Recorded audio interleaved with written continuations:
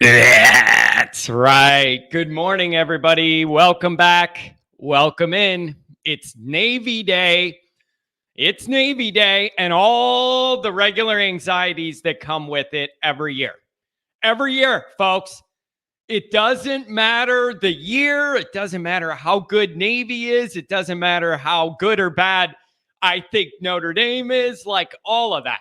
It's just Navy anxiety. I've had it forever. Thanks for being here. Thanks for spending some of your morning with me. We already got a couple phone calls. 818, you're going to be first up. And I know you're going to be full of energy because you always are, by the way.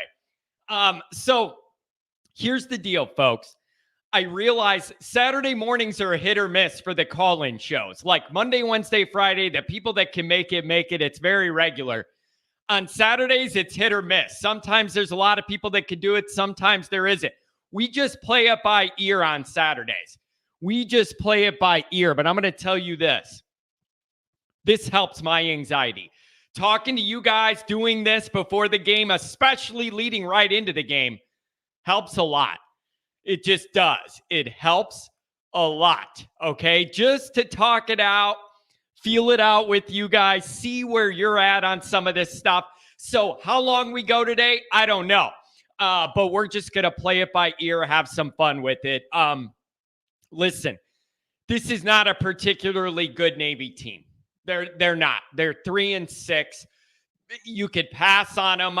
The numbers say a lot of people haven't ran on them. I thought I was reading the numbers wrong. That it looked like they were only giving up 88 yards on the ground per game, but 255 through the air. And that 88 I thought was a misprint because the week before, Clemson was giving up exactly 88 on the ground. So I think Notre Dame can run it and throw it on these guys every which way they want. I estimate might kill some of these guys running downhill on them. He might literally stomp right on their heart and keep going. Like, I just don't see how they're going to slow Notre Dame down. I don't. Now, if you want to talk about us slowing them down, that's different. That's different because you know what you're going to get. Assignment football, be disciplined, all the normal stuff you got to do to defend these guys. Like, that's different. Dr. John, good to see you. Good to see you. I hope that golf game is sharp, my friend. No 3 putts, Dr. John. Not allowed. No 3 putts. All right? So, when you... defending Navy's always going to stress me out. It just is. You look up, they get the ball, you look up, next thing you know, half the quarter's gone. Like it's just... But if there's always a threshold with Navy. And if they get to a point where it's a particularly bad Navy team, that's where you could blow up some of what they want to do offensively, disrupt the timing on their pitches, whatever.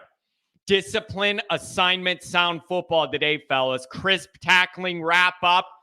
The one thing that kills you whenever you're playing Navy, if you don't wrap up, if the first guy that hits him doesn't get him down, trouble. Last week, very sharp, crisp tackling. Everything before then, not so much. Dr. John had a 3 on Wednesday. A 3 for your score or a 3 putt. Those are 2 very different things. My adopted grandfather, not through law. Those are different things. Mikey Poles. Mikey, I got to tell you, man, everybody's still proud of you for going to Australia and winning the championships weightlifting power division. That's amazing. Congratulations. I'm super impressed you have the dedication to do that. Takes a lot of sacrifice, especially in that kind of competition. So, Mikey Poles, good to have you back in America, but I'm glad you were winning things for us, representing the Irish in Australia. Okay. Robert K says our only concern should be injuries. 818, you're coming up. 317 is going to be after that. It's Jaded, good to see you here. Yeah, hit subscribe if you haven't yet. Give the video a thumbs up. Appreciate that as well. Super chats coming back, hopefully in a few weeks. I don't like not having them, obviously, for obvious reasons, but we're working on it. So let's get through the introductions. Roll call, calls, And I have a few other topics I want to throw in here just to touch on as we go through. We're going to feel our way through this. We'll see how it goes, folks. Obviously, you can find the program on YouTube. Do it. Subscribe if you haven't yet. Give the video a thumbs up. Notifications on. You'll be alerted every time a new episode drops. Something we got to talk about. You don't want to miss it. Twitter, search bar, Always Irish, or at Always Irish Inc. Emails, alwaysirishnd@gmail.com. Audio only. Anywhere you want me, you can get me. Call in line. Call it up, folks. Speed dial. Wife? No. That ain't number one. Kids? No. That's not number one. No. Number one on speed dial, Always Irish Radio. Where's your priorities? Always Irish Radio, program number one on the speed dial. I don't even know if speed dial's a thing, but I wanted to make it one just to make that point. You should call me instead of your family. All right? So let's get into a little roll call, and then we'll get into the phone calls, okay? Notre Dame 21-64. It's good to see you here. Let's see what you have to say. If ND loses to Navy or Boston College, I will officially give up on trying to predict Notre Dame football. Well, it's hard to predict Notre Dame football this year, Notre Dame 21-64. You know why? Because we play our best football against the good teams and our worst football against the bad teams. How you pick those games, it's nearly impossible to feel like you have any feel for it. Uniquely challenging when you're in my position and a part of your job writing for Irish Wire for USA Today is a score prediction every week. So it's been interesting in that regard, just because we're playing up and down to the competition. And some parts of that is kind of good and some of it's kind of bad. One Sock Billy, glad to see you here. I'm assuming you accidentally copied and pasted that into the chats. I appreciate you anyways. Thanks for jumping in. Here we go. I want your score predictions. Anybody here, put them in the chat. I want to know. Nick Dean, we got this. 44-14 Notre Dame, go Fighting Irish. Here's what I think about that. When I see a 44-14 score and it's Notre Dame Navy, that indicates to me Notre Dame's wreaking some havoc. Like when you say Notre Dame 44-14 against Navy, then I start wondering, how does Notre Dame gain enough possessions to get to 44 points against Navy, where what they like to do is cut your possessions in half? Cut them in half. All right? I see that call from a 574. Why don't you call back again instead of hang up? I see you, 574. Call it again. So that's the thing, Nick. If you're saying 44, I love it. But in that 44, that means Notre Dame's wreaking some havoc. You're causing disruption plays. You're making them fumble. You're getting short fields. For Notre Dame to get to 44, the way Navy plays football, I think that means interception if they throw the ball, fumble. Like, you got to do some extras to get to 44. I had Notre Dame winning, but I didn't have them winning by that amount for that reason, because you got to build me that path to where we're getting those extra possessions against Navy. Disruption and fumbles are the only way. They don't really throw much for interceptions. So I don't know. Phil says, I hope this game doesn't turn into a snooze fest. My initial reaction to that is what Robert put after it. I'm okay with the snooze, just don't lose. That's where I'm at. We're on a rampage to 9-3, ultimately to 10-3, trending up in every direction. That's what the rest of this year needs to be. 818-317. You're coming up in a minute. Hang with me. All right. So now you're in a position where that 9-3, 10-3 miraculous turnaround is perfectly realistic.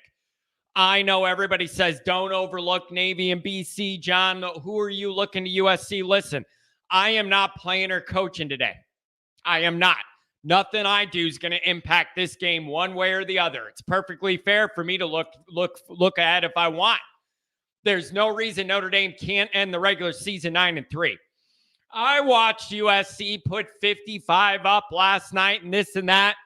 The path to beating USC is clear. Dominate them up front. Dominate them up front. Notre Dame wins the ball game. Power running game, run right by them, eat up the clock, Dictate the game you want to play. And on defense, physicality up front, and don't let that quarterback have time to run around on you, find open people. The recipe to beating USC is crystal clear. So that's Notre Dame's path, and everybody needs to be focused on it, okay? Good morning from the West Coast. It's got to be early out there, doesn't it? If it's 9 o'clock my time, 7 a.m., good morning. Thanks for being up and being with us. Leo, good to see you here. Robert K., a little bit of concern about the 17-point favorite curse. I can't blame you if that's a concern. It seems like it might be a legitimate one. I mean, it hasn't gone well for us so far. And these guys play a very unique ball game. They play a very unique ball game. Robert, the only concern should be injuries. Dr. John, it's just good to see you here. Good to see you here. Mikey, stretching out them freaking muscles, deadlifting, doing all that stuff. Man, I don't quite have the muscles for what the competition you're in. Jeez, I belong with the golf club, a putter in my hand. Here we go. Dr. John, as a former naval officer, this is the only game where I root against the Navy, and I understand it. Those are some complicated emotions pulled both ways there, Dr. John. Jaded, got to finish some work before the game. Make sure to hit like. Jaded, you always got my back. I appreciate it. All right, we're going to get through a couple more chats. We're getting to the phone calls. People want to talk today. I'm going to get to you. David Fox, I really hope this isn't a struggle. It'd be nice to blow out an inferior team for a change so we can't be nervous all day. It's just Navy's a hard team to blow out. They're a hard team to blow out unless you score quick and get turnovers. I mean, there's no other way about it. Veterans Day's over. We gave them their honor yesterday, and now it's time to beat them, right? Like, we gave you your day. Greg, it's good to see you here, Greg. Been a while since we talked. I assume you're busy. 42-14. Greg, you're the man. We got 42's popular. 42-10. 31-14, JD. 31-13. We got ourselves a little cushion here, folks. We got ourselves a cushion. I did see that, by the way. USC starting running back. He was their lead guy. Went down, I believe, in the first half yesterday. Looked banged up. Mayer's on game day now. Well, the problem with that is I don't watch that program. So that's a problem. You should only watch ESPN if the game that you're watching is only available on ESPN. There's no other reason to watch any of their programming, including game day. I just can't do it. I won't do it. John with the polo, always Irish going classy. Listen, 574, I got you coming up. John with the polo, keeping it classy. They got a new section in the bookstore with funky colored Notre Dame stuff. I always like things that are unique. I like things that a million people don't have. I always try and buy stuff that's one-off, that other people aren't going to be wearing around campus. I've never seen anybody else wearing this shirt but me. Now, on the flip side, I had to spend 8 paychecks in a row to get this shirt.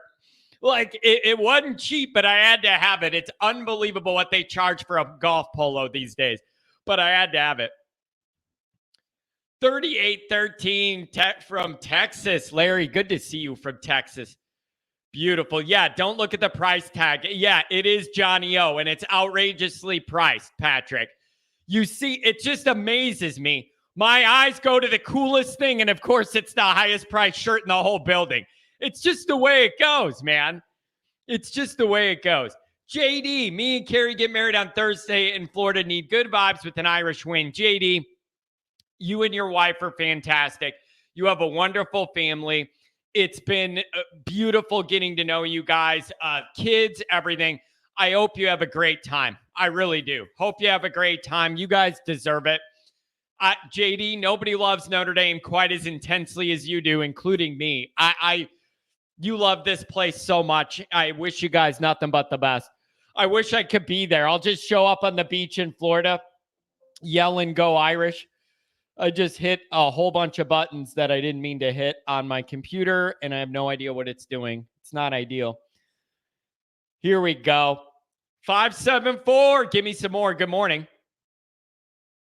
John, it's Mason Plummer. What's going on? I thought it might be. What's going on? 818, you're next. 317 after that. So it's been 1 week since we were eating pulled pork at the Airbnb, waiting for the wind to die down at Notre Dame. How are you feeling this week, man? Where are you at on this ball game? Do you love it or not?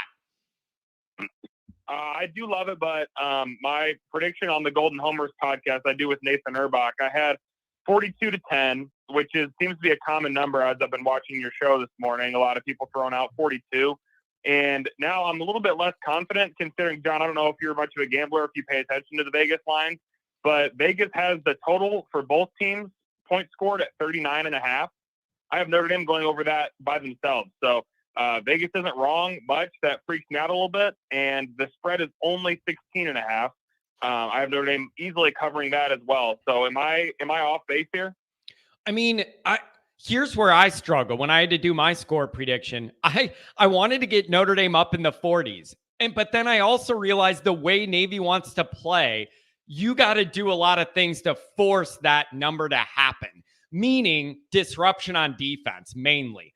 If you figure Notre Dame can run right through them or pass over them or whatever, what are we going to do defensively to stop them is my question. Are they a bad enough Navy team at 3-6 you could blow up the line of scrimmage and disrupt all their timing? That might be the biggest question of the day. What do you think? Yeah, no, I think that's valid. I think the other part of the equation could be that Navy wants to limit possessions as it is. Notre Dame wants to run the ball.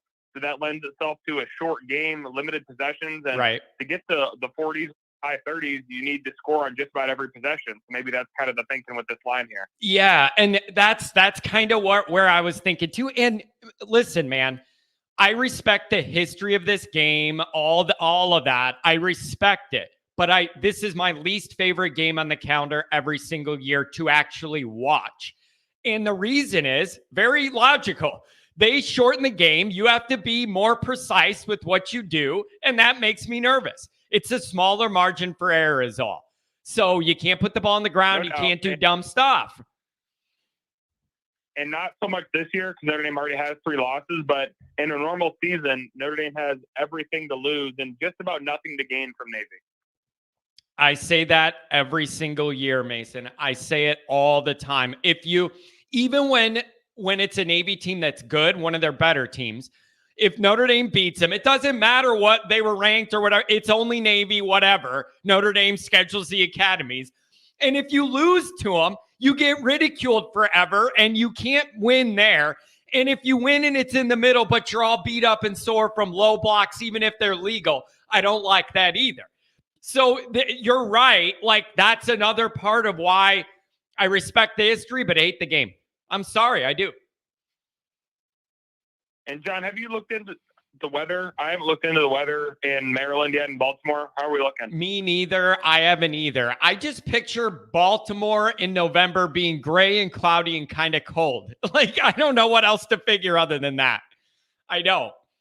Kind of where I'm at. Hey, is it snowing where you're at? It is not. It's chilly, but no snow. Can I ask you this statistical anomaly with Navy a little bit? See if you caught this in your preview. 818-317, you're coming up. I saw that they give up like 250 something yards through the air per week. Do you think that do you, and it was under 100 rushing. So I don't know who they're playing every week or what the dynamic is there. Does that change the way you would approach this? Or do you literally line up and smash these guys and try and get 3 yards before first point of contact? Like, how would you approach it if you're Reese and Freeman? I would line up and smash them, but at the same time, after you get a couple smash plays, you got to try to let Pine throw the ball against just a terrible pass defense. They defend the run well, but so did Clemson, and Notre Dame tore them up. So that's what I figured too. I'm not sure what Reese's idea will be here, but I'd love to see Pine have a nice game. Yeah, there's going to be opportunities. That's the thing. And if you want to build his confidence, there's going to be opportunities there. I picture Mayer kind of a crosser over the middle, looking like there's guys from the beginning of Wizard of Oz all around him. Like, I'm sorry. I just think he's going to look like a man amongst boys out there against these guys. I hope I'm not wrong. I really hope so. Thanks for having me on, John. No problem, man. Have a good day. Enjoy the game. You take care, Mace. Thanks for the call, man. Golden Homers, check it out. Thanks, man. Always good to talk to Mason. He does a lot of hard research on the recruiting and all those sorts of things that are important to us. Look at this. Dr. John with the gambling stats. The last 16 games against Navy went 40 or over. Look at you, baby. All over it. He's got the gambling covered from the golf end and the football end. I love you. Dr. John, Dr. Vegas, Dr. Odds, not Dr. Oz. I'm not trying to get political. Dr. Odds. ODDS. Phil Ag, that polo is in the high roller room at the bookstore. I noticed because we had to pay out the wazoo. Go figure. The one shirt John's eyes go right to in the whole bookstore where I go, that's unique. I want it on the show. No one else is ever going to have it. And I open the tag and it's like, you need to take out a mortgage loan to get this stupid golf polo. Unbelievable. But I'm an idiot because I still got it, so I can't complain that damn much. Oh, Drunk. It's good to see Drunk here. Every morning I wake up and see Drunk, my life's better. I'm not going to lie. Drunk Vigo. We honor Navy by smashing them, bro. I'm sorry. I respect your service. I respect what you do for the country. You're way more disciplined and unselfish with the way you live your life than I am if you're in the military. However, on this football field, I need you to go down, and I need you to go down hard like an anchor in the Atlantic Ocean, straight to the bottom. Okay? Brody, almost 70 and sunny in Baltimore. Beautiful. Burt Reynolds says we run right through them, and I got news for you guys. If Burt Reynolds tells it to me, I'm counting it as true. Who am I to question Burt Reynolds? You don't. You don't. So when somebody with that kind of stash gives you predictions, you don't question them, you roll with them. Burt Reynolds is the man. He's calling for the blowout, and we're just going to roll with that. A curb stomping, people are saying upper 60s, 70s. Looks like it's going to be a decent day. Deep, look at this. Brody L, he's getting wild. Brody's getting crazy. Deep shots to Tobias would be great. Tobias Merriweather is double the size of the Navy guys guarding him. Double. All right? Literally, he is as tall as two of these people stacked on top of each other. If this can't be a game, you get that going, I don't know when you can, folks. I don't know what to tell you. The Nature Boy says, go Dogs. Listen, 818-317, I got you. I got to keep up on these chats. My bad. 1 minute, we'll be to you. The Nature Boy joins all the time, and he always says, go Dogs, and I'll allow it. As long as he wants to be here, I'm okay with the Go Dogs. It isn't Go Brian Kelly, so I could get down with the Go Dogs. It's good to have the Nature Boy here. Woo! The Four Horsemen, right? My shoes cost more than your house. Woo! Every chance I get to do that, I'm going to do that. Can number 0 have a breakout game today? Probably not. Probably not. Like, I'm not trying to be a jerk. Probably not. When does he? I'm sorry. Braden Lindsay has so much speed that I did not see utilized throughout his time at Notre Dame. It depresses me. It genuinely does. It depresses me. His speed should be so much more of a weapon over these years. Health, misuse, not being fully locked in himself, whatever it is. The Format Podcast. Bruce, good to see you here. Notre Dame fan in Jacksonville, military guy. I appreciate you, Bruce. Appreciate your military service. Another guy, good family, loves Notre Dame. Good guy. Go follow his podcast. Talks Notre Dame and a bunch of stuff. The Troll Sniper. Pine should have a decent game for once today. Shouldn't have a problem throwing it over the massive defensive front of Navy, I wouldn't think. Maybe he'll hit Joe Alt instead because he's so big. Brian Denbo. John, I got busy this week and missed the sound of your sweet voice. Brian, have you been drinking this morning? Of all the ways somebody could describe my voice, I don't think sweet would ever be on the list, but I appreciate you even in jest. Unless you've ingested 48 beers to make my voice sound like the sound of music to you. But I appreciate the kind words, and I appreciate you being here. Chicks dig the stutter. I don't want to see the struggle bus come out. Listen, you get a couple 3 and outs, it's a struggle bus. That's the issue playing Navy. That's all it takes to get on the struggle bus against Navy. You go 3 and out, you get behind the sticks with the penalty, you fumble the ball. That's all it takes, and you're in a struggle bus against Navy. That's why this game makes me nervous every year. The margin of error is smaller in this game for the Irish than it is in any other ball game, and you got to take care of your business. You get behind the sticks. Styles drops the ball right in his hands for a big gain. You fumble. No, you can't get behind the sticks against these guys. You're not allowed to have dead possessions unless you're good enough on defense. You're going to break everything they want to do, ruin their timing with just blowing them off the ball defensively where the timing's all off. That's your only hope unless you're very sharp on offense. Where's Kent? I don't know. Listen, maybe it's a Saturday and Kent's got things to do. I do have to tell you guys this. You'll find this funny. 818-317, 1 minute, I promise. I got an email from somebody who's at the morning show, every show, Monday, Wednesday, Friday. And in the email, it said, John, I got to let you know something unfortunate. And he said, this was yesterday, and he said, I changed jobs. I am not going to be able to watch every single morning show for the full time like I like to. But I wanted to let you know that's why I'm no longer here in the morning live to watch it. It's not that I don't like your show, but the work schedule changed. And then he goes, I wanted to let you know, keep doing what you're doing. And then also tell Kent, blank him. And I just thought it was the most funny, genuine thing for this guy to be like, I'm going to miss your show, that I'm not going to be able to be there live all the time. And by the way, when you see Kent, tell him, F him. Like, I love it. What a healthy dynamic. What a healthy dynamic. The Freeman factor be in full effect today. That's what I'm talking about. We need it to be. Let's go, baby. Listen, Mikey, you bring up a very good point. The point is, if I want to see the carryover.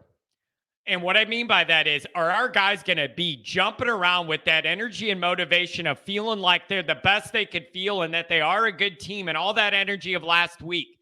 Are we going to start the game with that kind of energy showing, playing with that kind of fire and electricity, newfound self-confidence in ourselves? Or is it going to be lackadaisical, sluggish, lazy, reading our own press clippings, sloppy to start? What's it going to be? I want to know. I want to know. 818, let's make it great. Good morning. 38-10, and that's the bottom line because Stone Cold said so. That's a pretty. John, you talk about Dr. John, and vegetables on the line today, John F. M. Kennedy, and you talk about your John 3:16. Austin 3:16 says I just whipped your ass. That's pretty good. I like that. I like that a lot. That's a pretty good little Stone Cold there. You had the inflection with that voice, the little red Texas redneck in it. I love that. Rodney, good morning to you. Are you nervous at all about Navy? Are you nervous about Navy, the way they eat up the game, take up all the time, or do you think we're just going to smash these guys? What is it? Well, 38-10. I mean, I think it's going to be, I think we're going to score a little bit more than what the over-under is on that. And I just think we're starting to blossom. I think the team's starting to come together, and you know what I had to look at to kind of give me that confidence, John? I looked at last year's score, because I knew that Marcus Freeman was a defensive coordinator last year when they played him. That's a big deal to me, because if you've gone the path of, other Navy games, generally speaking, you got to see what the coordinator did the first time and then the second time, right? Because so many times, remember Bob Diaco's first time against Navy was terrible. I mean, they got beat. I think they got killed, as a matter of fact. And then he figured it out in 2011. It's like he mastered it, and then he became a great coordinator at stopping the option from there on out. Marcus Freeman's first year, he figured it out right away. So that's what gives me the confidence that this is going to go on, and they're going to play really well today, because I'm always nervous about that new defensive coordinator, but because Marcus Freeman, who was defensive coordinator last year, figured it out, I think that's going to play a big role in Notre Dame winning 38-10 today. There you go. Rodney, I respect the hell out of this game, and I hate it every time it's played. And I take crap for that. You know me.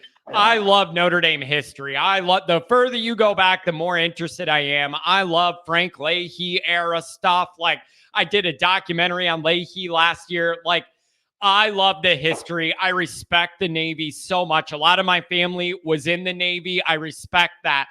It is my least favorite game to watch Notre Dame play every year. Even if we blow them out and it goes well, there's always a unique recovery period the next week. It's a uniquely physical ball game. I just don't love it, and it causes me some anxiety. I think we might be able to disrupt them up front, get that timing off, and that's where you get a lopsided score. You got to get them off rhythm with that offense. That is the biggest key. I think we're going to be able to run it and throw it. Defensively, get them off rhythm. Hit them. What do you think? I'm sorry, John. I just look at this. I heard everything you said, but I'm also looking at, John, what would your WWE name be? It would be, get this, John, The Prez. I know. P-R-E-Z. It was going to be, honestly, Rodney, that was going to be my answer. And I put it up there. It has to be something presidential. John Kennedy. You could like the Miz, The Prez. Yeah. I love that. And wasn't there already a WWF guy called Kennedy? That was a guy for a while. I was way out of that too. Yeah. That too, like I was that, and then there's also the Miz. So it's The Prez. I love that. But I would definitely have to go with something presidential with the John Kennedy. Have a manager who's like a good-looking blonde, like Marilyn Monroe, like get the whole thing going. It would definitely be something presidential. And then I'd have all my goons, like other Kennedy family members as my goons, as the squad. Dude, I would have it all. They'd be making deals. I'd be your nemesis. I'd be like, you'd be like the, I don't know, either you'd be the hero or I'd be the baby face, vice versa, but man, I'd be your nemesis. Yeah, absolutely. It would be, but back to this, Rodney. Yeah, back to this. It's man, I'm with you. This game, every single year, man, I'm like, I respect it so much. Yeah. At the same time, probably I remember for the longest time, man, it was like the other thing I got annoyed by it. Now you can tell because of the helmets have changed, but they used to look almost exactly alike on the field. Okay, just look at who the bigger bodies were. Hated it. Like where they were playing. Hey, like who's road, who's home? You just like, look, where's the bigger bodies? Who's running faster? Can I ask you this? You bring up a nitpicky complaint that I had a long time, especially during the Weiss era. Our helmets were turd brown. They were not gold. Turd brown. They were literally like bronze or something. They were or copper. They were turd brown. They looked horrible. They had no gold shine, and I absolutely freaking hated them, and they had them like that for a long time. Turd brown is not Notre Dame's colors. This bright gold is baby. I'll give the Kelly regime that, or maybe it had more to do with Schwarbeck. I don't know, but those helmets look about as good as I've ever seen Notre Dame helmets look, man. Their helmets look great these past like 8 years or so. Yeah, and you know what else, man? Those helmets look good in that at night at Notre Dame when they do the light show stuff and the green and the different stuff. They do. Oh man, they look good. They just look like gold beacons of hope. Honestly, Yeah, I mean, and dude, that's the thing is I think that shine that we're seeing right now, it just shines a little brighter right now. We're 6-3. Excuse me, 6-3. And then I just think the arrow's pointing straight up. I mean, I told you last week, that win was so cathartic for everybody. Yep. And it's weird because I remember watching that game thinking, man, we're just winning every phase of the game. I'm watching USC now, and I'm like, I'm not so sure our secondary isn't going to hang with them. I mean, I feel like we got one of the best secondaries in football. Man, all of a sudden. Listen, man, There's Kent. You're getting me. I know. I saw that too. Right when I said, everybody said Kent wasn't here. Here he is. I love you, Kent. Kent, just know you got people. You're on people's mind, buddy. Like, you are on people's mind. When somebody emails me and says, I love the show, and as I leave, by the way, tell Kent to F himself. It's beautiful. I think that's hilarious. I was dying laughing. I know Kent's the kind of guy that would get a smile out of that. Like, knowing that somebody thinks about him that much. It's beautiful. And Kent, good luck to Ohio State. It feels like every week Ohio State and Michigan play a team that has 3 wins. Good luck. You're just going to keep rolling till the end. Every damn week they play a team with 3 wins. Michigan does, and so does Ohio State. It's brutal. So Rodney, let me ask you this. How realistic is 10-3 this year for Notre Dame? I think it's getting more realistic by the minute. I'm telling you, man, when I said that it was possible, it was just literally just on paper, it was theoretically possible. And I had only seen those 2 games against BYU and North Carolina to give me that hope, because then we had the Stanford game that you and I both attended. Miserable experience. But I was like, but because of what they did before, is it possible Freeman can figure this out? Because remember I said, those 2 things that happened real early, it's like if they can get a fix on it now, and again, it's a big if, man. We still have 3 games to play.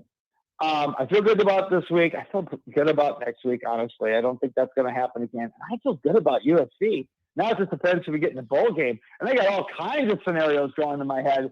How can we get that Brian Kelly LSU team? Listen, man. You got me messed up because you hit on something that entered my mind last night, and you hit right on it. I was looking at USC, and I was thinking the same thing you were. I was thinking we could bully them up front in the run game, and then that would be the approach there. Defensively, I think we could get some pressure, and then I feel better than I ever did about our secondary after last week. I thought what you thought, and then I'm thinking maybe I'm getting ahead of myself. I'm just excited about what happened. Here's what I really think that game, we'll see we'll see, obviously. But I'm looking forward to that game as far as just the USC Notre Dame rivalry. It's weird. It's like, yes, of course I want to see Notre Dame win and go 9-3 and a chance to go 10-3 and finish this out and just have an Indiana Jones, huge ball size momentum just rolling into the offseason, chasing them down. And that opening scene in Raiders of the Lost Ark. Okay, kiddies, for you guys who don't know what I'm talking about, watch the opening scene of Raiders. But anyway, I feel like that's the kind of momentum we could have. But at the same time, I think it's going to be one of those classic games because I think USC is going to come to play. But I still think the fact that they got to play UCLA the week before, I think that's going to play a good dynamic. Yeah, that game. I'm getting ahead of myself. No. But that's a very good point that they do have a tough game before they play us. And here's the other thing, and I got to mention this because Notre Dame falls into this trap too. And what I'm referencing is, I'm looking on Twitter last night during the USC game, and a lot of people are saying, all right, I'm not that impressed. Colorado's hanging around for a while. Notre Dame, former Notre Dame assistant running that program, by the way, Mike Sanford. And it's like they're hanging around. I think Notre Dame could dominate. What are they doing? Here's what you got to realize, though.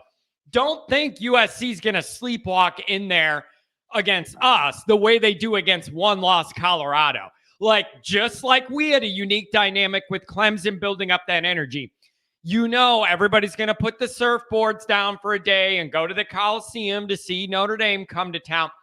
We're not going to get that aversion that's half asleep. So I'm going to be fully ready for them to be totally ready to play, a full crowd acting like they care, all of that.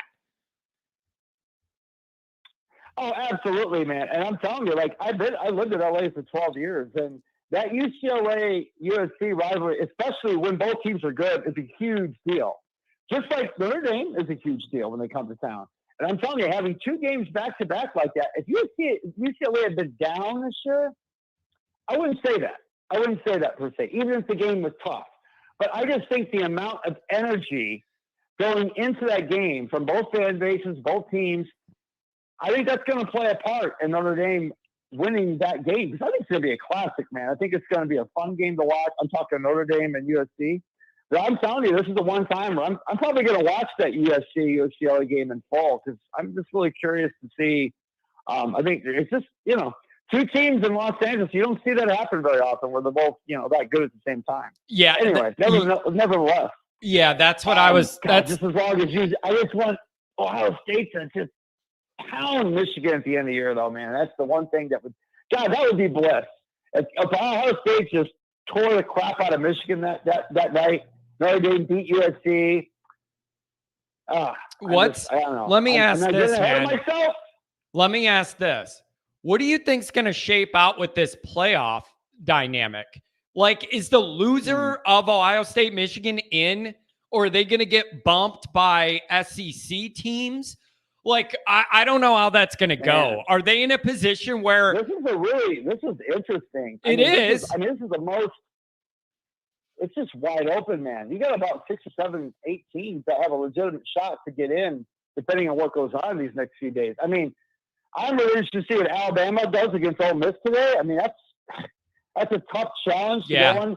Lose a close one to Brian Kelly's LSU team and go in and play an Ole Miss team that looks like us.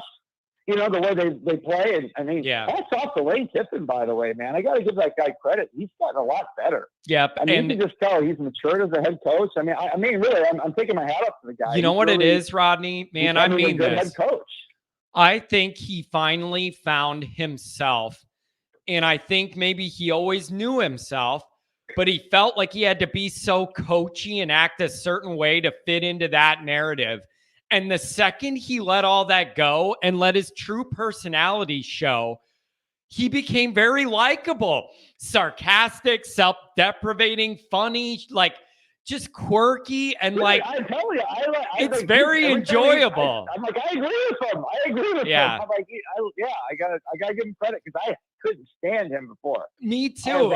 I thought he was a privileged little. Me too. And I thought, listen, baby or something. And I thought maybe it's not fair, because a guy like him and a guy like Jack Collinsworth in the booth for NBC, I'm predisposed to Jack Collinsworth, but I'm just predisposed to not like guys where I look at it and go, oh yeah, look who your dad is, and then you got the easy avenue to this job. That probably isn't fair for Lane Kiffin or Collinsworth. And even Mike Golick Jr., all those guys that follow in that path. I'm telling you, Lane Kiffin's a joy. I'm not saying I want him at Notre Dame, but his personality does not fit SEC coaches, and I love it because of that. It's great.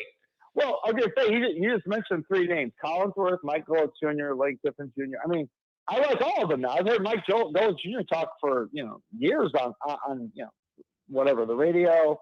I like him. He's a smart guy. Yeah.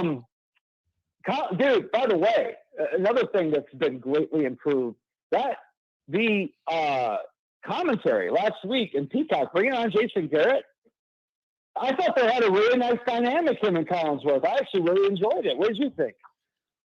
Well, you watched the game. Yeah, I was there live. I was gonna say, okay. I didn't go rewatch it fully. I don't know what anybody else thinks, but I liked it. I was like, okay. Here's the thing, though, Rodney. You could put 2 piles of dirt announcing, and if we're doing what we did against Clemson, I'm gonna say it was good. I'm not gonna be picky. After you could put a dead guy, you could have Weekend at Bernie in the booth, and I'll think it's a good production if we do what we did last week. I don't even get this reference. Harry Carey and Steve Stone, man. You talk about one guy that was great and one guy that held him up. Hey, everybody. Hey, talk about Ryan Sandberg, everybody. Hey. The best was when the ball was like rolling outside, high inside. Yeah, dude, the best. It was hilarious. The best was when they the first game they ever put lights, the first night game at Wrigley, and they had Bill Murray. They had Bill Murray and Harry Carey out there drinking beer. Like what a night that had to be. I bet you the sun came up and those guys were still drinking. Well, remember that first night game was actually rained out. They had to replay it on NBC. Yeah. A few nights later. Yeah. Anyway, but oh man, yeah. Actually, but honestly, next time you get to Boston College, I guess, dude, major improvement in the booth. That was actually they were very good together. Jason Garrett and Collinsworth, a good team, I thought. Yeah. Well, we'll see. Listen, if the team's playing good, I'm a lot more open and I'm a lot less critical. I'm a jerk, man. Like it just goes with the mood. So let me ask you this. What's your number one confidence you have today and your number one concern? Just wondering. Well, number one concern, obviously, is how do we play against the option right off the bat? Like I said, Freeman was the coach last year. He figured it out right away. I was really impressed with that. I'm like, that's why. But it still is Al Golden's defense, out there. So it's like, I want to see how they're going to adjust to that. And then obviously, I think with, turnovers, of course. I mean, if Notre Dame doesn't turn over the ball, they're winning this game handily. But if they turn over the ball, that's when things change. So I'm looking at turnovers and how the Notre Dame defensive front seven, I'll say, handle the Navy attack. Because obviously the secondary is just going to have to tackle well because they're not going to get a lot of chances. So it's that, man. It's those two things, turnovers. And that really goes back to focus, really, when you think about it. Yep. Because penalties goes in with that too. Yep. Just discipline, knowing where you're supposed to be, staying in your gaps, making sure you're hitting the guy you're supposed to hitting. And you know what else? I think I saw Al Golden's 3 and 4 overall playing the triple option over the years at different stops. Some people were a little nervous about that. I just think there's enough talent. If it's rough early, we'll figure it out and be able to disrupt. I just do. That's what I think will happen. I absolutely agree. Last comment from me, I'll let you go on to everybody else. I'll hear what they have to say. I just, going back to this whole thing about energy early in the season, I mentioned this, I'm coming back to it now, but this doesn't always work this way. You get your ebbs and flows, ups and downs. Freeman talked about it with Jim Tressel when he came in about how your season will have these ups and downs. But because of the lack, I think, of energy early in the season, I think we have more in the tank now than a lot of other teams have. And that's why I think we're going to, again, I'm getting ahead of myself. That's why I think we're going to look really good these last 3 games. I think we're going to look, probably won't play quite the same fervor next week against Boston College, but we'll win. Fine. It'll be But you know what, man? But you know what? Look at this. Look at this, though. You have unique storylines the rest of the way out. You have Navy, and it has its own built-in Notre Dame storylines historically. You have Boston. You have Veterans Day, right. Oh, it's not Veterans Day. You know what I'm saying? Yeah, you have that in that week and all that history, and so many people that overlap with Navy and Notre Dame, like our own Frank Leahy, by the way, who overlap with the Navy and Notre Dame. Then you have Boston College, and you have all of that history with the Catholic schools in '93 and all that, and then you have USC. Notre Dame has no reason to not be intense this last run. They're playing better, and they have unique matchups all 3 of these weeks. I want to see some energy, and let's take this to the next level and end the season on a high note. Let's go. That is true, John. These are I just thought to think, these are 3 kind of rivalry games in a row. You got the Navy Notre Dame thing. You build got the Catholic. Yep. Rivalry at Boston College, and then you got the USC vibe. This is fun, man. And then you got the bowl game. Well, listen, if you win out, no matter if we're in a New Year's Six or not, and I know that's still on the table, and it's possible. It's going to be a high-profile, Citrus Bowl, Peach Bowl type of game, I'm sure, if not that. So this should be fun, man. This should be fun for Notre Dame fans. Enjoy it, guys. Enjoy it. Beautiful. Well, thanks for we went through a lot of crap early on, man. We went through a lot of crap early on. It's our time now, John. Have a good one, man. Thanks for the call. Take care. too. Enjoy the game. See ya. Enjoy it. Have a good one. Gosh, Kent's such a lightning rod. I think it's hilarious to have a guy like Kent in here, and I'm not going to not highlight it. It's great. He doesn't even like Notre Dame, and he wants to be here every day. That is gorgeous. I love that. I'm sorry. It's just funny. It's not going to change. 574, you're coming up next. That's got to be local to South Bend, Indiana. Dude, Always Irish has turned into Always Kent. Change your content, please. Dude, I've been on here almost an hour, and a total of 3 minutes of it has been Kent. I don't understand what else I can do for you. I really don't. LSU is losing today. Let's play them in the Music City Bowl. Listen, man, I've thought about this. What if Kelly gets one more loss and we have 3 and they have 3? Can you believe it? Could you believe the build up to that ball game, even if it isn't like a New Year's 6? Can you believe that build up and dynamic? It would be absolutely wild year one to have that kind of going on. And the other thing is, I wanted to bring this up. Somebody put it in the chats. 574, I'm going to you. Somebody mentioned about USC, what a big priority it is to them that rivalry does not flip this year, year one, that both schools have new head coaches. I cannot agree with that more. I cannot agree with that more. That is imperative. It is ultra imperative that Notre Dame, we've had that run at dominating USC. And I'm not saying it's because we've been elite. It has been largely because they have been down so low. We have been doing a good job against them. You cannot let that all flip just because Lincoln Log Riley's in the house. No. Think about what a horrible, horrible message it sends. If you're Notre Dame, you dominated this rivalry the last handful of years. Right when they get a new coach who's not an idiot, then it all falls apart. They start dominating Notre Dame. No, you can't. That can't be it, you guys. We're not doing that. We're not doing it. It just can't be. So I don't know what you need to do, but you need to make sure you physically dominate those guys in Hollywood and just let them know it ain't going to go down that way. Lincoln Log comes into town and then screws Oklahoma and everybody else and then goes to the tranny portal. Next thing you know, it's a whole new team, and then they beat Notre Dame and the whole thing flips. Year one, you're out of your mind. You're out of your mind.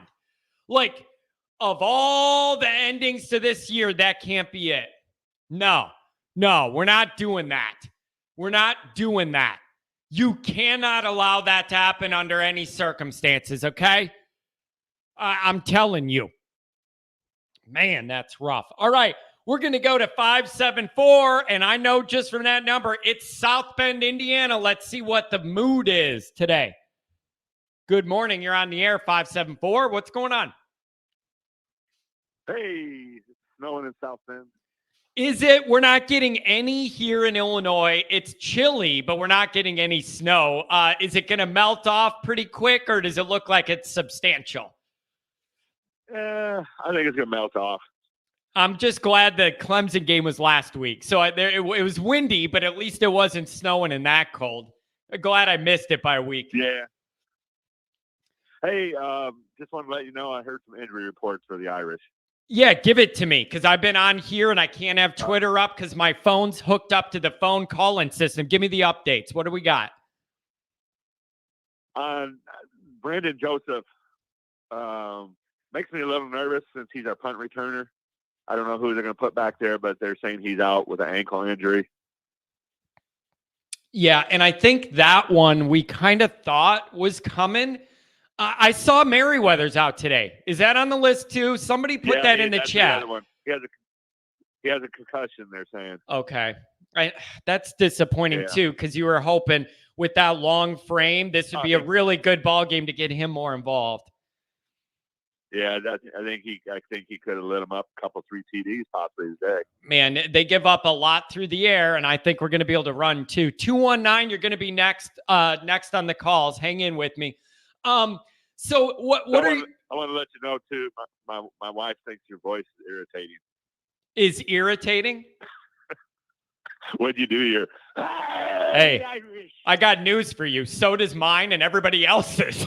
Like, I mean, but that's just the way it is, man. Like, hey, listen, your poor wife, it's a Saturday morning. The last thing this lady wants to hear is some idiot in his basement going, that's right. Like, I'm sorry, man. It just is what it is, tell her. It is what it is.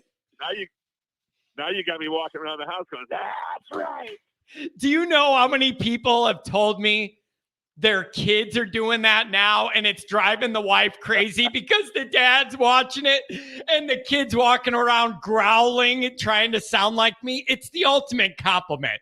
It is the ultimate compliment. Is there any way you could patent it? Oh, my God. You know what I tried? Copyright it. Hey, you know what I tried to do? I did try and trademark and protect Always Irish, the brand. I got into that, and then 1 minute later, Notre Dame's lawyers were on my ass. So that lasted about 1 minute, me trying to trademark Always Irish, and they were all over me. So I already tried. So if you want any of my stuff, I can't trademark it. Hey, I'll tell you one thing I was going to tell you real quick. I'm 59 years old. I've been watching Notre Dame football since I was like 6.5, 7 years old. And I like, my mom used to tell me that because I love God, but she would tell me, because I would get upset. She said, I think you love Notre Dame more than God, you know? And so she'd make me feel bad. But wait, whoa. No. Time out on your lovely mother. Let me flip this on her. No. Time out on that. Here's how I look. I've looked at this my whole life this way. My love for Notre Dame encompasses my love for Catholicism and being proud to be Catholic. That's and right. Tying it into Mary and everything. Like, to me, my love of Notre Dame, it isn't just football. It is all that stuff. And the football is a way to represent it nationally, that we're proud of it. So right. It's God, country. Exactly. God, country, it's all connected. Yeah. So in my family, my whole life, those are one and the same, man. Religion, Notre Dame, God, it's all wrapped up, baby. But you know, I was going to mention this, and this is not a jinx. This is just feelings and stuff. So, you know, I can remember all the games. Like just like when I was young, Air Precision was like, my God, you know, he could walk on water.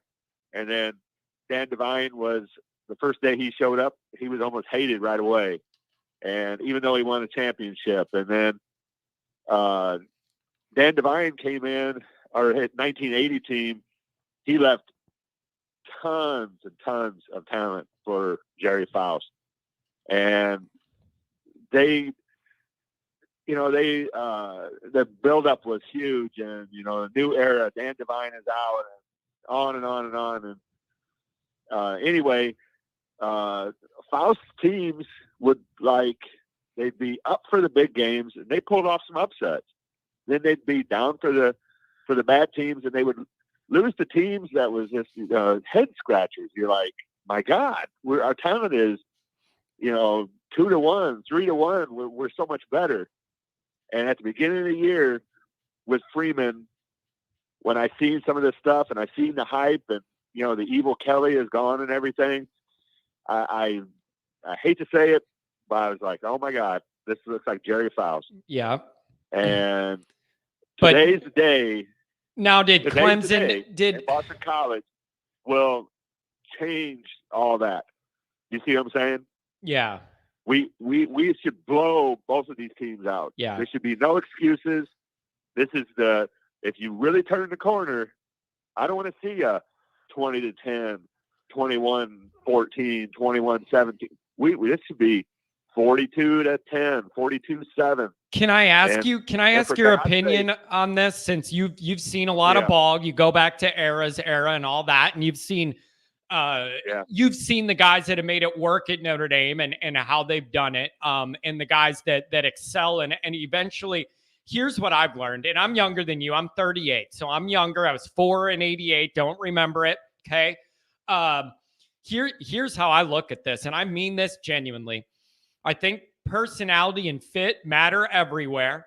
And I think they matter more at a place like Notre Dame because there's more that goes into the equation to make Notre Dame football run because of the unique setup and everything that goes in with being Notre Dame. The guys that come in here and make it about themselves never end up excelling to the highest point. The guys that come in here understanding it's about Notre Dame and the lady on top of that dome, and it isn't about them and their ego and how good or bad they look, but realizing you're on a mission for that lady on top of the dome. Those are the guys that have succeeded at Notre Dame at the highest level, and Marcus Freeman fits right into that mold naturally, not an effort thing. He naturally fits that role and vibe. We saw some of that last week, and I love the dynamic. Right. I love that dynamic. Do you agree with me? You've seen a lot more Notre Dame than me over the decades. Do you agree with my assessment? You got to have that right coach, and that has to be the vibe, and I think we have it. Well, one thing that I have noticed, if you go down the line, Eric Perseghian loved South Bend and he loved Notre Dame. You could just see it the way he acted, the way he talked, the way he was around his players. I mean, he would jump up and down the sidelines, run back and forth, give them hugs. I mean, he loved his players. And that goes a long ways. You know, don't make it a business. Love the environment. Love the people. Like you're saying with Marcus Freeman. He was saying he didn't even want to leave the field and wanted to be with all the fans. And like, it's just, man, I just feel closer. I feel closer to Notre Dame now. Like maybe I honestly don't know how else to describe it to you, man. I personally, as a lifelong obsessed Notre Dame lover of the mission overall and the football part of it, I feel closer to the university right now than I ever did under Kelly. And it's because of the welcoming personality Marcus Freeman has. And it's healthy. And I can't see a world where that doesn't pay off big for Notre Dame on the plus. It's a good dynamic. Well, one thing I can tell you while I'm talking to you, I'm standing here and I'm thinking to myself, okay, the Irish are 6-3, and look at the two of the losses. Embarrassing. So-and-so, you know, we can all have our interjection on the thing. But today, as a Notre Dame fan, at 6-3, I feel better. I have more pep in my step. I'm happy that Marcus Freeman is there with our record as it stands today as a 8-1 Brian Kelly coach team. I'm going to tell you this. Let me tell you this. I'm going to tell you this. I agree with you 100%. I agree with you 100%. And the reason is very logical. It sounds like a trap logically, but you get it, man. You're with me. Follow me here. Follow me here. I got asked a million times, if Kelly was here, would we only have one loss? I said, yes, absolutely. Kelly found a way to start beating teams like Marshall and Stanford and all that at home. And it would have lost to Ohio State. So, yeah, we would only have one loss. But you know there's never a light at the end of the tunnel that has a higher end. So, like, we've already done that experiment. We've already done that experiment for over a decade. What good does – there was just never going to be a light at the end of the tunnel or a higher ceiling to reach under Kelly. So you would have been doing what we've been doing. Losing to the best teams we play, and it looks bad. Beating the bad teams we play, and then we get on the treadmill and repeat it. I am with you 100%, and I don't care if anybody disagrees. I'm with you. Yeah. Well, Brian Kelly didn't recruit poorly, but he didn't recruit elite. He recruited number 9 in the nation up to the 15 in the nation. We recruited, like you said, good enough to beat 80 of what we play. Good enough to, we'd be in ball games, but we never could get over the top against a good team or an elite team. And it was never But going to he change. recruited- It was never going to change because the way he recruited was never to going the to level change. of, we were a laughing stock going into the BCS or going into the playoffs right away. Here we are. We're even higher rated than, say, the Alabama team or whatever. And we're a 17-point underdog. Yeah. You know what I'm saying? Yeah. It's like, because people, even though you were undefeated, they looked at the team that come out on the field. They looked at the proportion, the size of the linemen, the speed of the backfield, and so on. They seen Alabama every week or Ohio State every week, Georgia every week, and they would just be like, yeah, you beat 12 teams. You know, the 12 teams should have beat. Yep. But you're going to get smashed today. And now Freeman is bringing in guys that they look the part. That game last week against Clemson, never on the field. If you look, I mean, Morrison looked slight. He looked like a little kid, but he has a lot of talent. But you looked at Notre Dame up and down, both sides of the line and everything. Notre Dame didn't look slow. They didn't look little. And Clemson's supposed to be elite. Notre Dame looked faster we than them. have to have. Notre Dame looked faster than them in a lot of areas. Yeah. And the other thing is with the recruiting you were talking about with Kelly, here is the other complaint I had, and it ended up being nitpicky, but also very relevant. 219, you're coming up. Hang with me. Here's what it is. We would end up with like a 7th, 8th, or 9th rated recruiting class. And you would be like, on the surface, there's 131 teams. That's pretty damn good. But then we see the results, and then you look back at the recruiting classes, and what you learned is the areas that matter the most in modern playoff winning college football areas were the areas where those classes were the weakest.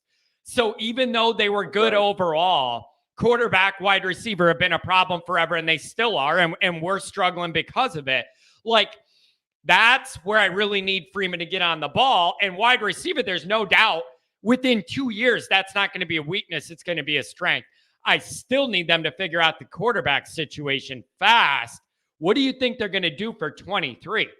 Get a guy, steal the Oklahoma kid, get a transfer, drop down the list to a lower rated guy? What are we doing here in 23? What are we doing? Well, Kelly would have already went down to a 3-star. Nothing against a 3-star guy. I mean, there's a lot of good quarterbacks, a lot of good players come out of that, 3-star range or whatever. But I mean, I always was a big fan of Ian Book. He caught tons of grief, and the guy was a gamer. He was a good player, but he just wasn't.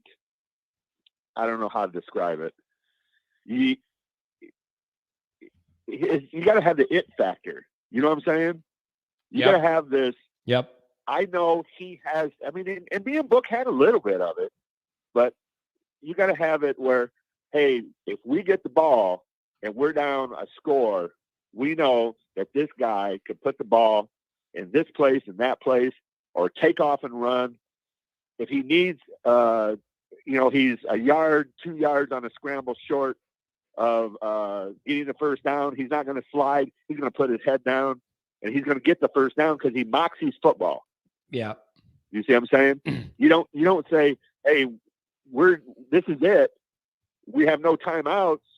You slide and you're short of a half a yard and you don't make it and the game's over. No, you put your head down, you plow over the guy, you get the first down.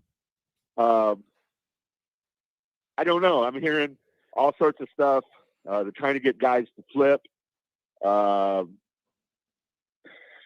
It's got to get stabilized. It's got to get stabilized, man. Like, I don't care what else we do. What else we do, that part has to get stabilized and upgraded ASAP. And I don't know. That's the one thing with all this. While it's overall trending in the right direction, there's no doubt about that. And the overall talent level is going up. There's no doubt about that. This is the lowest level of talent Freeman's ever going to have at Notre Dame. And he already got a great performance out of this group, which will be his weakest roster by far, by the way, his whole tenure here.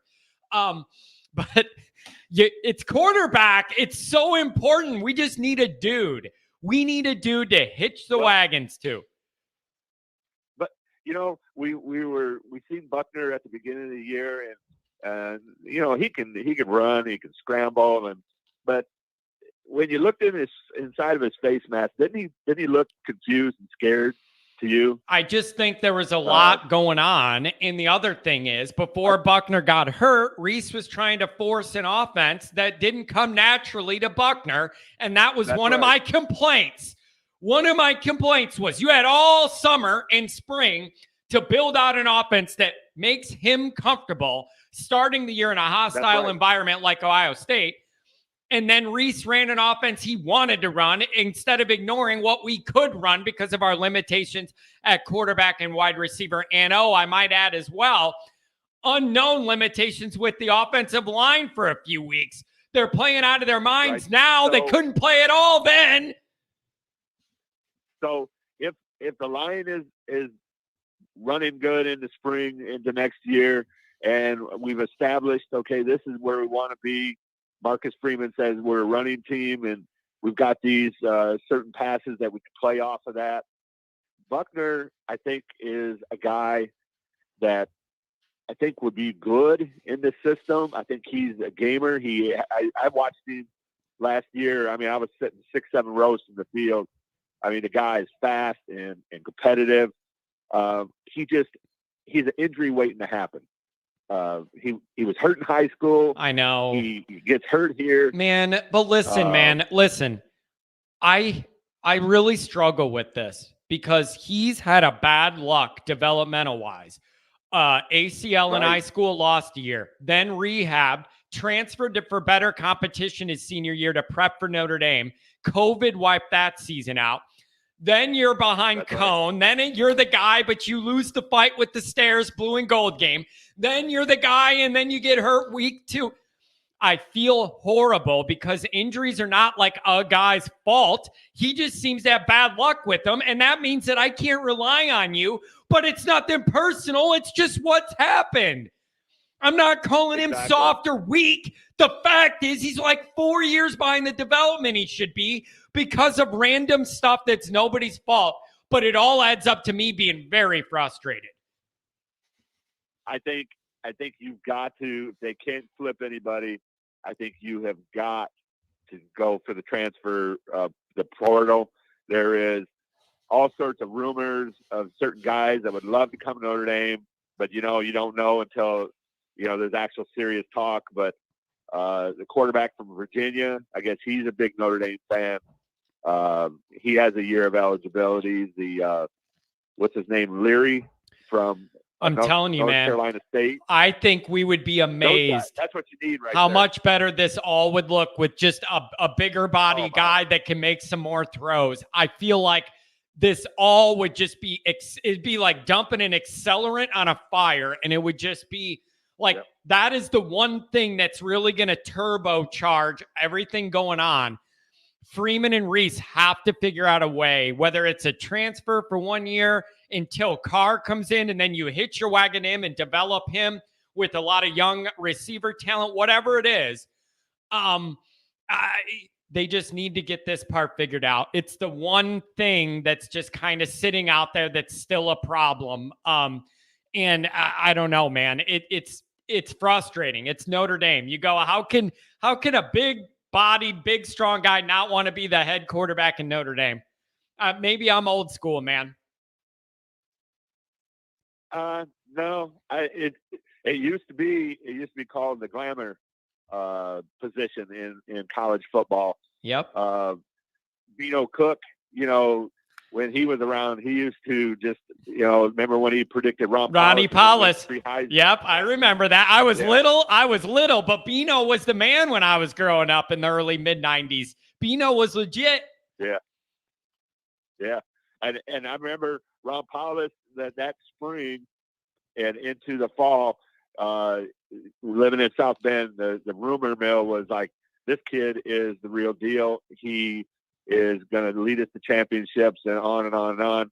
Then I think he had a separated shoulder, I believe. And then Kevin McDougal come along. and everybody was like, "Oh my God, who's this Kevin McDougal? This is this is that." But Lou Holtz, he was like almost magic too. You just knew that on any given Saturday, it didn't matter who Lou Holtz put out there, they were going to win. Yep. It was just a mentality thing at that point. And Lou had them guys on a string. He knew when to string them out, pump them up, loosen them up, tighten them up. Like Lou knew what button to press, and he had a little window of time there where every button he pressed seemed to be the right one. And you can't learn that. You can't coach that. You can't feel your way through that. That's just a gift certain people had. Just a gift certain people had. So one last thing based on that thought. The biggest thing that we had at the beginning was our coaching staff. Let's say Tommy Reese. I don't know if we have an actual quarterback coach, but we were not, like you said before, with Buckner and everything. We weren't ready. We didn't have guys prepared. If this guy goes down, we didn't have an offense for him. Yeah. How in the world could you go months into the year and into the, here's the beginning of the fall without the offense ready, saying, hey, this is what we can do to put this guy in the best position to win, put the team in the best position to win. And so we're talking quarterback. Just because 2 weeks we looked good, okay? It looks like we're putting pieces together. Maybe Tommy Reese is the problem. Just throwing it out there. Yeah. Maybe no matter who we get. Yeah, that's what's going to happen with him is the biggest question I have of the offseason. Either he's gone, we get new eyes on the entire offense and quarterback development and retention and recruitment. And I'm going to say this. If they decide they've seen enough that Tommy Reese is staying, at a minimum, it needs to be agreed upon that there's going to be an older offensive analyst in that room sitting by him to protect from the situations we found ourselves in this year. David Cutcliffe, somebody like that. I understand that got brought up last year, and Tommy said he didn't need it. And Freeman defaulted to Tommy saying he didn't need it. Well, we got into the year, and it looked like we needed it. So if Tommy's coming back, he needs somebody, a governor there, because I don't fully trust what we have going on there. If they decide they just need new eyes on the offense, let Tommy start his own life out of the shadow of the dome. We get some new eyes on this and energy on it. I'm fine with that too. In fact, it might be my preferred way moving forward. Right. So I don't know, man, but all I can say is go Irish, and we need to smash them today. I don't want to see like on college game day or something. Yeah. Oh, Navy gave Notre Dame quite the game. It was down to the last play. I don't. No. We can't. My hairline can't do that. I mean, my hairline can't handle that today. That ain't gonna happen. But hey, man, thanks for the call. And here's the other thing. Okay. You got to tell your wife, I'm sorry. Just apologize. Tell her. Say you got to just say, John, he's sorry. He can't help himself. These noises just come out. So just tell her I'm sorry. I'm sorry, man. On a Saturday morning, this poor lady, I just tell her I'm sorry. I just go to my remote and YouTube, always Irish, and she's like, "Oh man!" She grabs up her coffee and she walks out. Here we go again. That's right. Get that coffee. All right, have a good one, man. Enjoy the game, and then hey, call me back. Call me back. We'll talk about how it goes next week. Okay. See ya. Good. Have a good one. Okay. Bye. Oh, what a good phone call. That was fun. Man, you got 219. I got you. You're coming up. Man, Kent, Kent likes firing the people up, and they like firing into him. Dr. John's in here trying to mediate. I'm just worried about a pissed off Kent pushing my 1,200-pound wheelchair up those ramps at next year's Ohio State loss. I forgot Dr. John was going to weigh down his wheelchair. Kent said he was going to help senior citizens out, even if they like Notre Dame and not Ohio State. So Dr. John's going to weigh down his wheelchair. So Kent's got to get a real workout in. We're going to have to record all this next year at the Ohio State game. 219, you're on the line. Good morning. Good morning, John. How you doing, man? What's How you like that Midwest weather finally showing up? I know. I was saying, I know it was windy last week, but I'll still take that over the bitter cold and the snow. Did you guys what'd you get, a little dusting this morning in Indiana? We didn't really get anything here. I see a little flurries and stuff, but I saw kind of like downstate. Like when you get closer to like Indianapolis and stuff, I've seen they got some snow down there.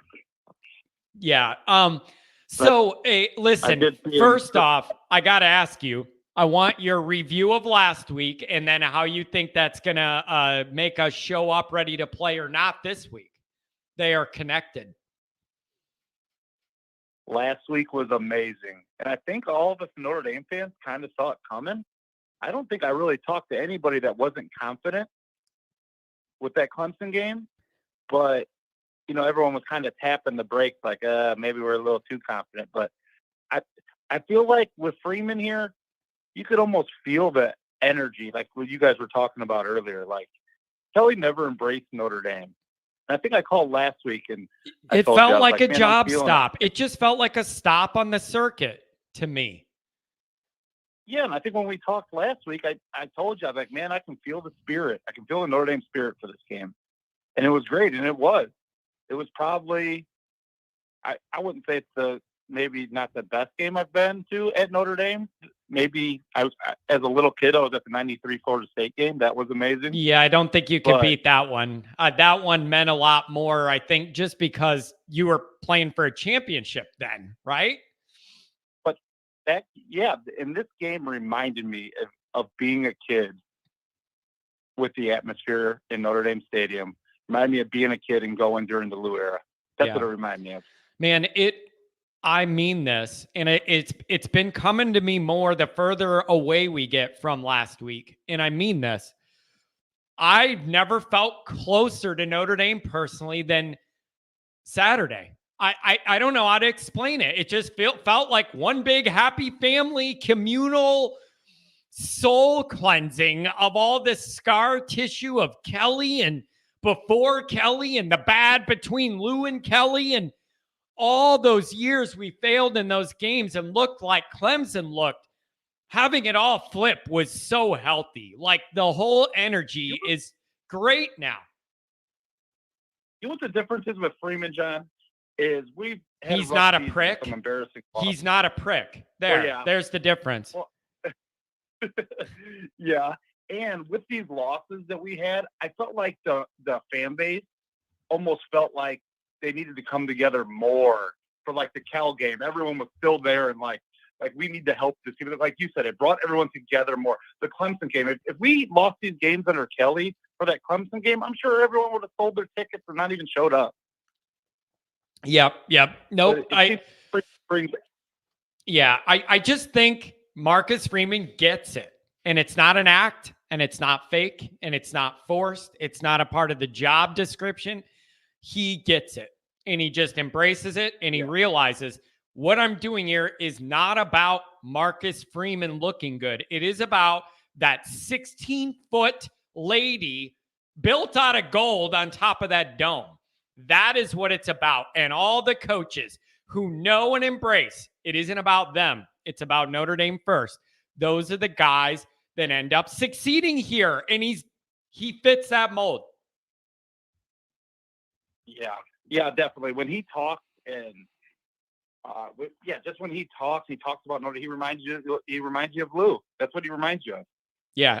But in a modern way. That's what I like about it. Even when Lou did it, he was still older. I like it because it's a new iteration of a guy like that, but he's young and modern, and that's exciting too. I just love that dynamic, man. And listen, let me ask you this.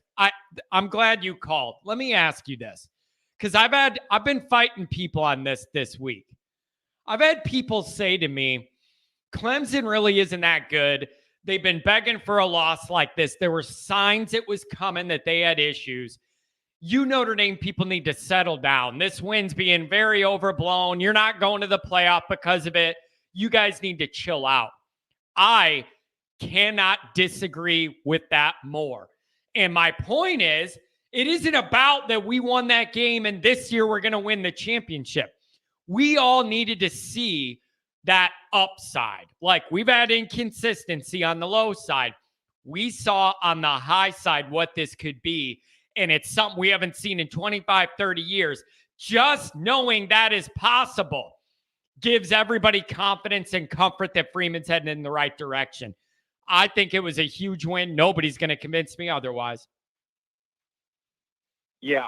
I mean, is Clemson the championship team we faced in the past with Trevor Lawrence and Deshaun Watson and T. Higgins and Justin Ross and ETN? No, they're a little below that. But are they a top 6 team? Probably.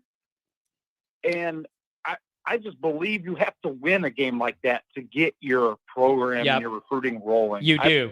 Winning one comes before the recruiting. That's what I believe. Yes, that's a very good way to look at it. And here's the other point too. When people have said this week, John, come on, Clemson was kind of leaking oil. They had some issues offensively. Like, you could kind of see one of these losses coming. Here's my response to that. My response to that is, it is about damn time out of the last 25 years that when Notre Dame matches up with an undefeated top 5 team, that they're leaking a little bit, or it's a false inflation of their ranking or whatever, and then we play them and they have a bad day and we have a good day. I am not going to apologize if that is a dynamic that it finally fell our way, where we catch a team having a crappy day and we're having a good one. And maybe they're overinflated instead of us for once. It's about damn time we catch one of those on the flip side. Normally, we are the team that this is what makes us love Freeman. He had him ready to play for a big game. That's what I'm talking about. Exactly. Normally, we're the team. What Clemson did last Saturday, normally that was us. Getting the punt block, looking at blank stares on the coach. Can't run the ball. Can't run the ball. Don't have any answers. Penalties, looking sluggish. Everything we usually are in these moments, they were. And it couldn't be better. Beautiful. Beautiful. So I don't know, moving forward though, what I worry about, and it's always in the back of my mind, is these next 2 games. Is we just need to come out. If we play solid football and win, then we kind of know that, like you said, the Freeman era is here. But if we really struggle, it's going to be disappointing. Listen, man, the Navy is you don't need to manufacture storylines. You have the Navy and all of that history. You have BC and all of that history, and you have USC and all of that history. There are no manufactured storylines here. They're right out there for you. Go win the games. Find a way to get to 10 wins. And it'd be one of the most miraculous salvage jobs of all time for a team with 3 losses halfway through October. Oh, yeah. You've seen them get better, too. So that's how you know. It's not like they're blocking Freeman out. They're playing for him and they've got better. Here's something I wanted to ask you, John. We've all been real hard on Tommy most of the year, but the last couple of weeks I've kind of really liked what he's done. Mm-hmm. And he's been he's done a lot of good things in the run game and limited Pines passing. Do you think he kind of flipped the switch, or do you think he was told? Both. I think probably both. And the other thing though, man, is you got to understand this too. Some of this has to do with the evolution of the offensive line. Like, some of navigating all this gets a lot easier to rely on the run game when they start blocking it well. So that all kind of had to happen lined up together. So I think it's a combination of that. The line started mulling people, and Reese realized what I want to run is not physically possible with our talent this year. So he started paring it back. All of that's in the mix. But here's 2 ways to look at this. Number 1 is terrific job with the game plan last week. He schemed up exactly what it had to be to win that game. be able to run the ball, not rely on Pine's arm, but he has to make a few throws to win the game and not make mistakes. That's exactly what happened, and it was schemed for perfectly, blocked up well all night. I love that. At the same time, even though we did that, doesn't mean the quarterback position's in a great place, and that isn't still a problem and concern. Both can be true at the same time. Great game plan last week. But do I want the game plan in the biggest game to be, you know how we win it? Not rely on our quarterback. That you can't live like that forever, but it worked last week. No, but that's what we are this year. I think we've run it the last 2 games like over 70% of the time. And really, I mean, on 3rd and 5 or 6, would you rather have Pine draft them back, or would you rather hand it to Estime? Right. I think that's where they've got right at this point. Yeah, but long-term retention, recruiting, and development in that quarterback room is going to dictate how far the Freeman era goes. And it is nowhere near good enough, even after the best win we've had in 25 years last year. That problem's still a problem, and it needs to be addressed. Yeah, I think I'd be okay with Tommy coming back, but the recruiting of the quarterback position is just so concerning. I think I've told you that before. The recruiting concerns me, and the development concerns me more than his play calling. Yeah. Yeah. Well, it's just very tough, man. And if you told me we think we found something here the second half of the year, we're trending up, we're trending in a good direction and we're whatever, fine. But if they also said, you know what, we're going to go separate ways. Tommy wants to go pursue NFL dreams, be a quarterback coach, whatever, get out of the shadow of the dome. Maybe Freeman just wants fresh eyes on the offense and the talent. I could live with that too. And a part of me thinks that might be the healthiest way to go. Maybe that's a mistake. Everybody has their own opinions. Yeah, I think I'd be like you said, okay either way. Yeah. And some of it is, it's very tough. You have a lot of things in the mix. Kelly's a part of this. Reese is a part of this. Like injuries a part of it. There are a lot of reasons we're in the position we're in. It's just now it's about figuring your way out of it. I mean, we kind of knew going in that this was going to be like a retooling year. You were playing a new quarterback. What, half of the coaching staff's new, more than half. Yep. And it was kind of, so if we could win the rest of these games, and I know you've talked about it, but watching USC last night, I think we can beat them up front. Man, and that quarterback is not. That is the not path. going to have that much. That is the path. I was seeing Colorado get pressure on them. They have one win, and I was seeing them find ways to get pressure on USC. Like, run the ball and then get after that kid. That is the path. I don't even need to do research. That's the path to pound them. Yeah, and if he can win these next 3 games, I would, at the end of the season, I'd be happy. I mean, not thrilled, but that we have so much talent with Freeman's recruiting. Yep. Coming in. Just look at the wide receiver room, the next 2 recruiting classes. It is going to be from one of our 1B, probably biggest weaknesses this year. Quarterback 1, receivers 1B. That problem's going to be solved in about 2 cycles. That room is literally going to go from a negative to a positive in 2 years. Like just from the recruiting alone. Look at the running back room, John. The guys we got coming in next year too. Dude, here's the thing. You have Love. Do not forget about J.D. Price coming off the injury. Yeah. Think about 100%. That. We lost him in the blue and gold game. I can't wait to see him come back healthy. And I heard some stuff like he was going to get majority of the carries this year, maybe. I'm telling you, looked that good. That group is another group that's going to be good. And the tight end lineage is going to be good. And the offensive line lineage is going to be good. You figure out the quarterback, and then we're cooking.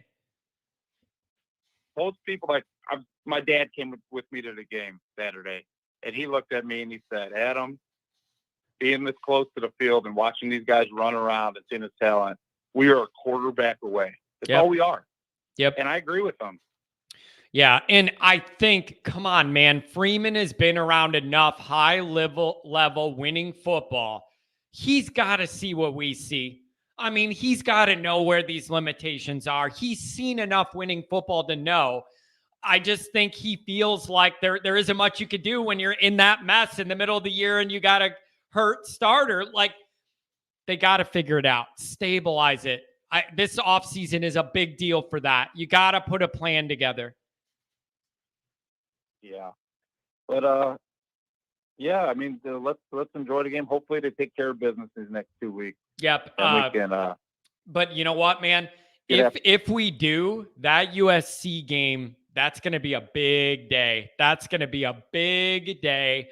I think there's a path there for Notre Dame to dominate that game, but we got 2 more to go, and then we'll break down that one. I don't want to get too far ahead of myself. We gotta stop that option, baby, before I worry about anything in California. We gotta stop that dumb, stupid triple option. I almost wanted to say, let's not say a word about them, even though we were all thinking it. Don't say a word till we get through these 2 games. I know, but hey, man, thanks for the call. Enjoy the game today, and hopefully it's not too stressful. We win, and then we can relax the rest of the day, watch everybody else stress out, right? Yeah. All right, man. Thanks for the call, brother. Good talking to you. Go Irish. Go Irish. See, I like how everybody says go Irish on the way out. Concussion protocol for Tobias today. That's a shame. If Pine is QB next year, I'm going to lose it. Yeah, that cannot be. That's not even on the table, is it? Like, I'm not trying to be rude. That's not even on the table. Like, no, that can't even be considered. No, my blood pressure, Mark with glasses, my blood pressure's going up just reading that. My reaction to it is no, absolutely not. No. Come on, John. John Holtz won a national championship running option. Different kind of option. I don't choose this option. Hulk, would love to see Notre Dame play LSU in the playoffs in the future and beat Kelly. Could you imagine that? Could you imagine if Kelly really had it going with a really great team and Freeman was peak Freeman, what that would look like? Could you imagine the publicity and the buildup? It'd be absolutely unbelievable. Give Pine some HGH. How long does it take to kick in? The human growth hormone. How long does that take to kick in, man, before the muscles start to grow? Does it also make him gain 9 inches in height as well? Or does he just bulk up? Oh, that's funny. Somebody put on here that they're interested in me doing a watch party where I'm doing a stream and the game's going on and I'm like reacting to what's going on in the game, but you can't have the camera show the game on TV because that's some violation of a copyright, whatever. And I already got issues with YouTube this week already. I'm going to figure that out. That might be something we do next year, where we do these live watches together and I react and you guys can have it on TV and then have me up too. If people are interested in that, I could get behind that, but that'll probably be like a big thing for next year that'll just be a part of this. Like the call-in shows were a big thing this year. Maybe that's it. I'm open to it, but I'm only going to do it if people are going to watch it and want to react together. I'll be in it together. So that is something I'm considering for next year. Drunk says live reactions are the real deal. Watch-alongs. I know live reactions would grow your channel. Like by live reactions, do you mean a watch along where I'm reacting in the game? Huffer Billy, it's good to see you. Here's the thing, man. Huffer Billy, here all the time, even when we weren't playing Clemson, Huffer Billy was here all the time, support Notre Dame, just saying, I don't mind the program. Even after the Clemson game and what happened, Huffer Billy's in here saying congratulations to the Irish. Played a good game, deserved it. Heard that all the Notre Dame people were kind and pleasant to the Clemson folks. I respect the hell out of you, Huffer Billy. Even after your team took a loss to us, you're in here saying they played hard and deserved it. I appreciate that. My wife says we would subscribe to your channel. Yes, my wife said it. Man, Nick, you got a good lady. You got a good woman there. You got a good woman. I'm telling you, okay, maybe next year we get into this and John rips these off live and you could see me freaking out during the game live. I'm going to have to watch the language. It's going to be rough. I'm going to have to really curtail some of my game day stuff if we do this. CML, maybe just a couple big games. I'm open to it. So here's the deal, folks. We got like 20, 25 minutes to game time. I got a couple things I need to do. Huffer Billy, you're a nice guy, man. Y'all inspire me with our energy. You're a good guy, Huffer Billy. I appreciate you, man. We need people like you in here. Appreciate it very much. So 20 minutes left. I got some things I need to do, and we're going to settle in for this game. Thank you, everybody, for being here, supporting the channel. Sorry there's no super chats. They'll be back in a month. Remember what you wanted to pay me and then add it all up and do it in a month when I get these super chats back. All right? Bloody Mary time indeed. Thanks to the callers. Everybody have a good day. Enjoy the football. Go Irish.